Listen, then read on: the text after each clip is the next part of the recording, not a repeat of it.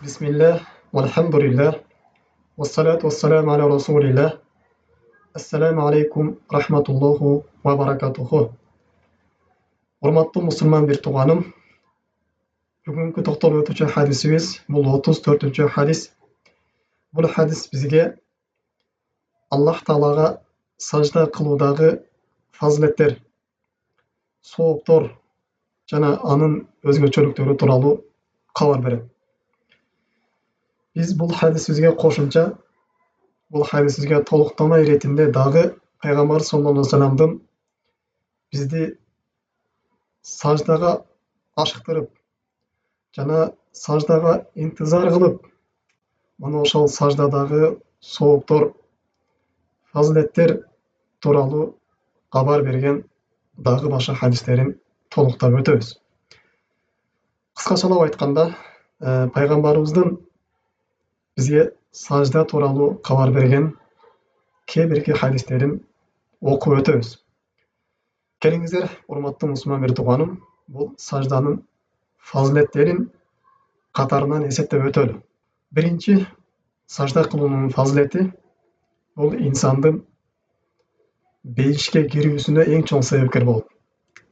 Жана Аллах Таалага эң сүйкүмдүү амалдардын катарын толуктайт. Бул тууралуу келген хадиске токтоло турган болсок, Саубан радиаллаху анху айтат: мен пайгамбар саллаллаху алейхи вассаламдан инсанды бейишке киргизе турган же болбосо Аллах Таалага эң сүйкүмдүү болгон амал тууралуу сураган кезимде пайгамбар саллаллаху алейхи вассалам мага төмөндөгүчө жооп берген дейт. Алейка би кафраты суджуду лиллах. Аллах Таалага көп сажда кылгының. فإنك لا تسجد لله سجدة إلا رفعك الله به درجة وحط عنك به خطيئة. Анткени сен Аллах Таалага ар сажда кылганың сайын, Аллах Таала сенин ар бир кылган саждаңа сенин күнөөңдү кечирип, жана сенин даражаңды көтөрөт деп пайгамбар саллаллаху алейхи бизге кабар берген дейт. Демек, урматтуу мусулман бир тууганым, биринчи эле инсандын бейишке кирүүсүнө эң чоң себеп боло турган нерсе бул экен? Аллах Таалага сажда кылуу экен. Жана Аллах Таалага эң сүйкүмдүү амал болуп эсептелет экен. Эми экинчи, сажда кылуу бул кыямат күнүндө пайгамбар саллаллаху алейхи вассалам менен бирге болууга эң чоң себепкер болот. Албетте пайгамбар саллаллаху алейхи вассалам баарыбызга белгилүү болгондой эле бул бейиштердин эң бийигинде болот. Фирдаус аля бейишинде болот. Ал эми кимде ким Аллах Таалага сажда кыла турган болсо, пайгамбарыбыз менен ошол Фирдаус аля бейишинде чогуу болууга эң чоң жардам берет. Бул тууралуу келген хадистерди айта турган болсок, Рабия ибн Каб ал-Аслами деген айтат: мен пайгамбар саллаллаху алейхи вассалам менен бир күнү түнөп калдым дейт. Анан пайгамбар саллаллаху алейхи вассалам турган кезде фатайту би вадуихи ва хажатихи. Пайгамбар саллаллаху алейхи вассалам ошол ажат өтөгөн кирип кеткен кезде мен пайгамбар саллаллаху алейхи вассаламга ошол дарат алыштык үчүн ага бир суу алып барып бердим дейт да. Ошондо пайгамбар саллаллаху алейхи вассаламга кайрылып, сәл дейт, менден сурагын дейт. Мен эмне сурайсың? Мына ушул кылган жакшылыгың үчүн мен сенин сураганыңдын баарын берем дейт. Ошондо Рабия ибн Каб не дейт? Ас'алука мурафакатука фил жанна. Мен бейиште сен менен бирге болууну сурайм дейт. Ошондо пайгамбар саллаллаху алейхи вассалам: мындан башка нерсе сурабайсыңбы дейт. Рабия ибн Каб: жок, ушуну гана сурайм деп туруп алган кезинде пайгамбар саллаллаху алейхи вассалам: андай болсо фа'анни аля нафсика би касрати суджуд. Анда өз нафсиңе Аллах Таалага көп сажда кылып, өз нафсың үчүн Аллах Таалага көп сажда кылып, мага жардам бергиниң деп пайгамбар саллаллаху алейхи вассалам мени көп сажда кылууга буйрулду дейт. Эгерде бейиште мен менен бирге болууну каалай турган болсоң, анда Аллах Таалага көп сажда кылып, мага жардам бергиниң, мен Аллах Таала менен сага ортомчу болуп, бейиште мен менен бирге болууңа мен жардам берем деп пайгамбар саллаллаху алейхи вассалам айтты дейт. Демек, экинчи фазилети бул бейиште пайгамбар саллаллаху алейхи вассалам менен чогуу болууга эң чоң жардам берет экен. Урматтуу мусулман бир тууганым, кыямат күнүндө ким гана пайгамбарыбыз менен бирге болууну каалабайт? Эгерде пайгамбарыбыз менен бирге жана башка сахабалар менен чогуу бейиште болгубуз келе турган болсо, мына бүгүнкү күндө биз Аллах Таалага көп сажда кылууга аракет кылышыбыз керек. Албетте бул деген парыз намаздарға бекем болушу керек. Жана ошондой эле парыз намаздарга кошо нафил намаздарды дагы көбүрөөк аткарып жүрүүгө кызыгышыбыз керек. Албетте бул намаз Аллах Таалага сажда кылууну өз ичине камтып алган. Биз канчалык көп намаз окуп турган болсок, ошончолук көп сажда кылабыз. Канчалык нафил намаздарды көбөйткөнүбүз сайын биздин Аллах Таалага сажда кылуубуз дагы көбөйөт. Демек келиңиздер, биз парыз намаздан дагы сырткары кошумча намаздарды окуп жүрөлү. Өзгөчө тахажжуд намазын, духа намазын, дараттан кийинки намаздарды, жана ошондой эле мечитке кирүү намазын, жана ошондой эле шүгүр намазын, тауба намаздарын, башка дагы жана башка сүннөт, нафил намаздарга бекем болуп жүрөлү. Аллах Таалам ошол биздин кылган ниетибизге жараша кыямат күнүндө пайгамбар саллаллаху алейхи вассалам бирге бейиште чогуу кылып кое турган болсо, биздин эң чоң сүйүнүшүбүз, эң чоң жеңишибиз мына ошол нерсе болот. Эми үчүнчү фазилети бул инсандын даражасы бийик болуп, күнөөсүнүн кечирилүүсүнө себеп болот. Биз бул хадис жогоруда айтып өткөндөй эле, Аллах Таалага бир сажда кыла турган болсоң, Аллах Таала сенин бир күнөөңдү кечирип, сана сенин даражаңды бийик кылат деген. Дагы башка хадистерде пайгамбар саллаллаху алейхи вассалам илля катабаллаху лаху биха хасанатан. Аллах Таала сага ошол сажда кылганың себептүү сага сооп жазат деген. Анткени сажда кылуу бул ибадат болуп саналат. Бул курба, Аллах Таалага жакындоо болуп эсептелинет. Албетте сажда кылган сайын биз бул нерсеге соо болобуз. Кандай эле Аллах Тааладан башка бирөөгө сажда кылыштык чоң ширик, күнөө, куфур болгон сыяктуу эле Аллах Тааланын өзүнө гана сажда кылуу бул Аллах Таалага эң сүйкүмдүү ибадат болуп саналат. Эң көп сооп мына ушул инсан Аллах Таалага сажда кылган кезинде берилет. Андан кийинки төртүнчү фазилети бул эгерде адам баласы сажда кыла турган болсо, Аллах Таалага эң жакын учуру мына ушул болот.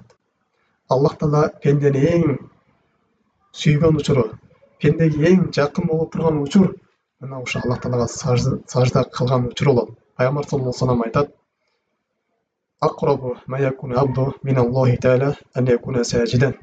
Пенденин Аллах Таалага эң жакын болуп турган учуру бул саждада турган абалы дейт.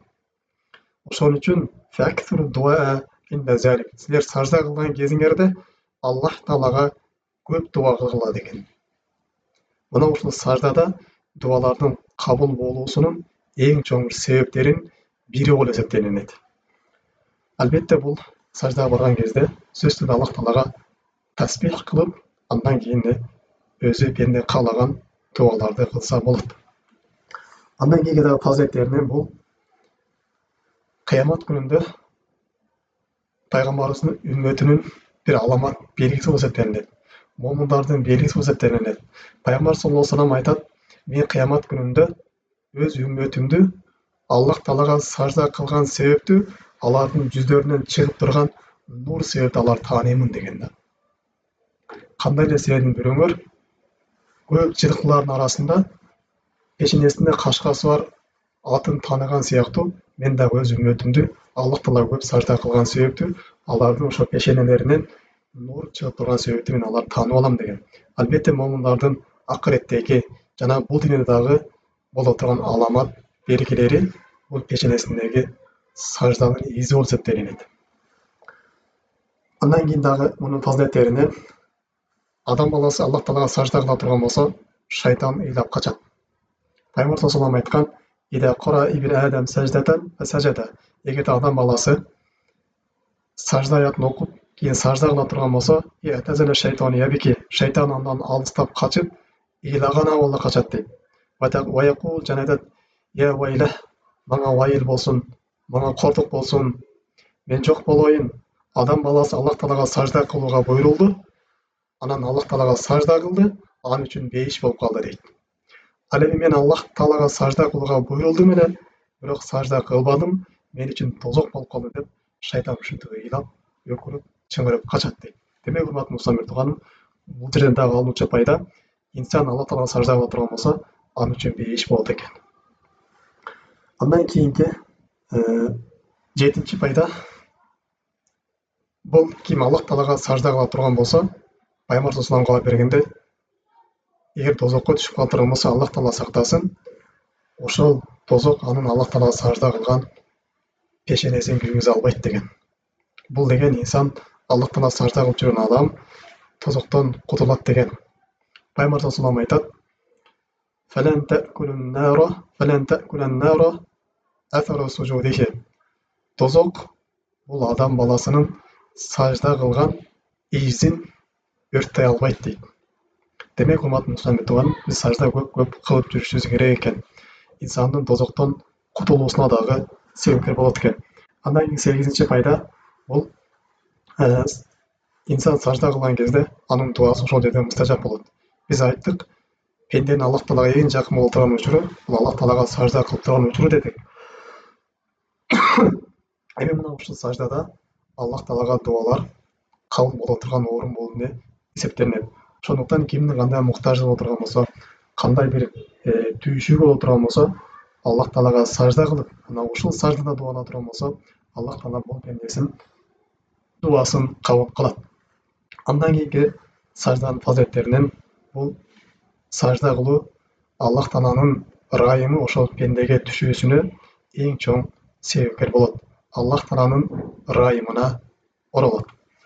Демек, урматтуу мусулман бир тууганым, бул Аллах Таалага сажда кылуунун фазилеттери биз жогоруда айтып өткөндөй аябай улуу экен, аябай бийик экен. Биз Аллах Таалага көп сажда кылууга аракет кылышыбыз керек.